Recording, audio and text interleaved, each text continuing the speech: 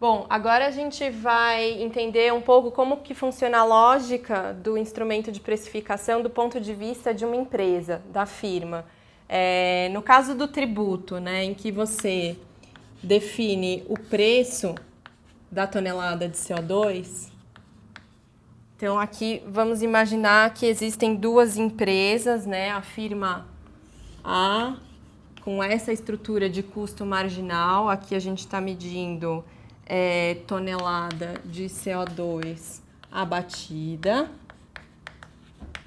e ela tem um custo que é dessa forma, crescente dessa forma.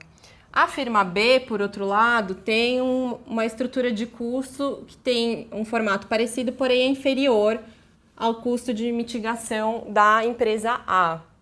Quando o governo estipula um valor para tonelada de CO2, cada empresa vai olhar para a sua estrutura de custos interna e vai avaliar até que ponto vale a pena eu realizar uma ação de mitigação. Então, nesse ponto aqui, o custo marginal da empresa ainda é inferior ao preço do tributo estipulado pelo governo. Então, ela vai caminhando nessa curva até chegar nesse ponto.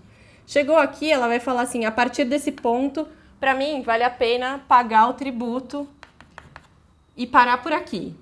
Eu vou mitigar até o ponto que é A. A empresa B, que tem uma estrutura de custos inferior, ela vai também fazer o mesmo exercício e porque ela tem um custo de mitigação menor, ela vai ser capaz de mitigar uma quantidade superior à quantidade abatida pela firma A. Isso aqui, então, é o caso do tributo, tá? O governo define um valor, vou chamar de P aqui. Ele está definindo o preço. Por outro lado, um órgão regulador poderia também fazer o quê? Falar que cada empresa tem que abater uma determinada quantidade de emissões. E aí eu vou reproduzir a estrutura de custo das duas firmas, tá? E aí suponha que ele define uma quantidade que eles têm que abater. Só que aí a firma A olha para isso e ela fala, nossa, para bater essa quantidade eu vou ter um custo bastante elevado, né? Que é o custo de abatimento na firma A. E por outro lado, a firma B vai olhar para a sua estrutura de custos e vai falar, eu tenho custos bem inferiores do que a firma A. Eu poderia até mitigar mais do que o governo está falando para eu mitigar e vender essas unidades para a empresa A. Então, de modo que você gera uma troca entre as duas empresas. Aqui, algum preço nesse intervalo aqui vai fazer com que a firma A a firma B abata uma quantidade superior à estipulada inicialmente e a firma A possa mitigar menos do que ela tinha sido demandada no início.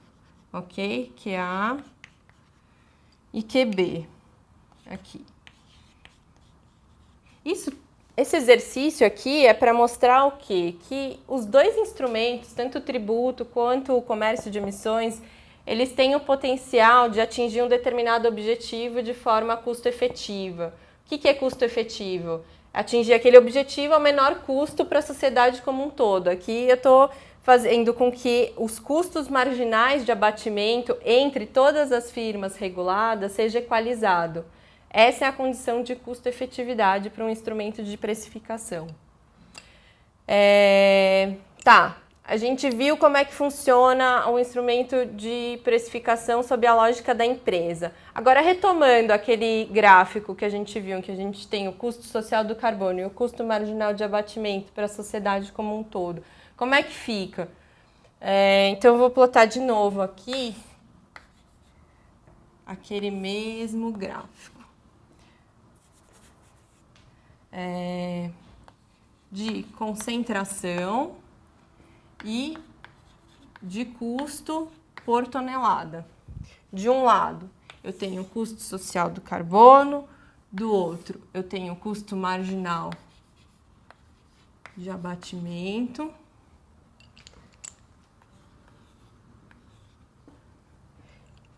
E aqui eu estipulo o quê? O preço.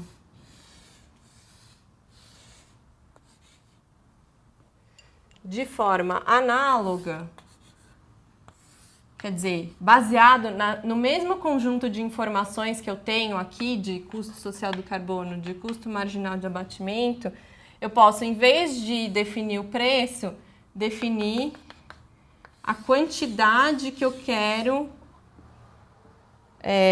limitar para as emissões daquele conjunto de fontes emissoras. Ok? Então, de novo, aqui, custo marginal de abatimento, custo social do carbono. Então, são formas diferentes de você chegar no mesmo resultado. Aqui, eu defino quantidade no comércio de emissões.